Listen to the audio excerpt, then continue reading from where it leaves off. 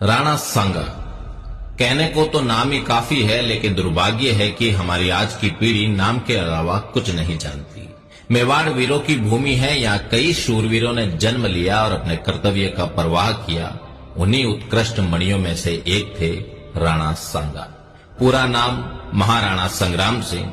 वैसे तो मेवाड़ के हर राणा की तरह इनका पूरा जीवन भी युद्ध के इर्द गिर्द ही बीता, लेकिन इनकी कहानी थोड़ी अलग है।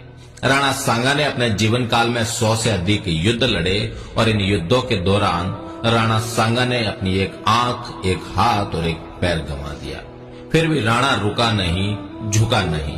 कल्पना करिए, एक योद्धा जिसके शरीर पर 80 घाव है, एक हाथ नहीं, एक पैर नहीं, एक आंख नहीं, फिर भी वो रणभूमि में दुश्मनों को अपनी तलवार व भाले से मौत के घाट उतार रहा है, तो वो सिर्फ राणा सांगा है।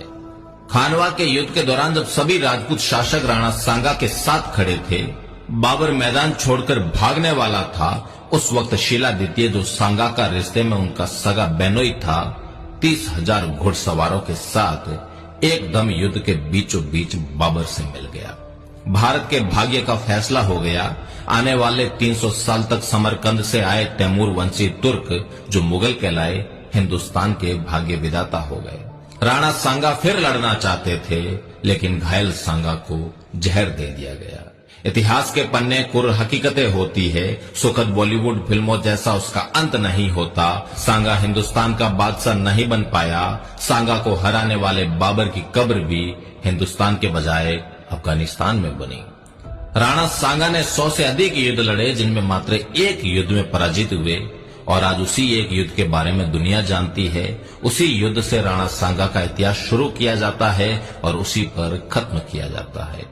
राणा सांगा द्वारा लड़े गए खंडार, अहमदनगर, बाड़ी, गागरोन, बयाना, ईडर, खातोली जैसे युद्धों की बात आती है तो शायद हम बता भी नहीं पाएंगे, और अगर बता भी पाए तो उतना नहीं जितना खानवा के बारे में बता सकते हैं।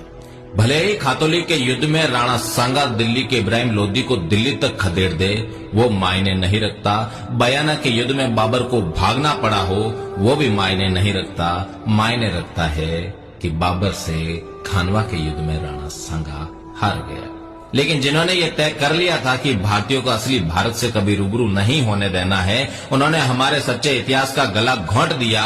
जिन बच्चों के खिलौने भी शेर और भाले थे, जिनके जीवन का अंत ही रण था, उनको इतिहास के अंधेरे में दबाकर मार दिया गया। वो भी ऐसे गला घोंट कर मारा गया कि किसी को चीख तक सुनाई ना दे।